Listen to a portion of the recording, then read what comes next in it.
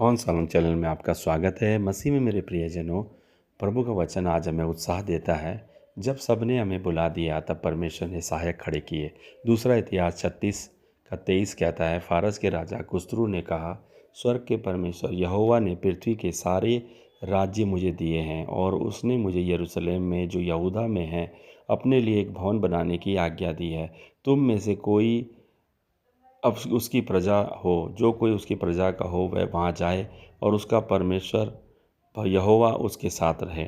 तो यहूदा के लोग राजा नबूकदनेस्सर के द्वारा बाबुल में बंदी बनाकर ले जाए गए।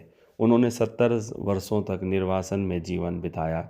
इस दौरान एक पूरी पीढ़ी ऐसी थी जो यरूशलेम में पैदा थी भी नहीं हुई थी। उन्होंने परमेश्वर के विषय में केवल सुना था और उन्होंने उसकी सामर्थ और उसके चमत्कारों को स्वयं अनुभव नहीं किया था। लेकिन जब परिस्थितियां ऐसी लग रही थी, सब भूल गया है और परमेश्वर ने कुस्रू के हृदय को प्रेरित किया।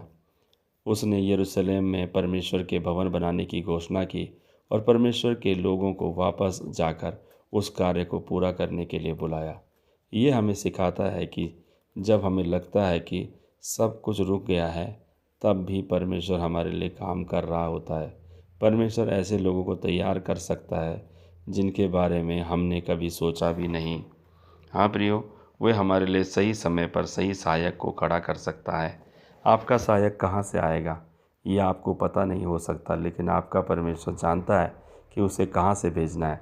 इसलिए हिम्मत ना हारे। परमेश्वर आपके लिए सहायता के द्वार खोल सकता है और आपके हाथों के कामों को आशीष दे सकता है। हालेलुया। प्रियो, प्रार्थना करेंगे। प्रिय प्रभु, मैं आपका धन्यवाद करता हूँ कि आप मेरे लिए सहायता करने के वालों के हृदय को प्रेरित कर रहा है। जब परिस्थितियाँ भूली हुई असंभव दिखाई देती है, तब भी आप मेरे लिए कार्य कर रहे हैं।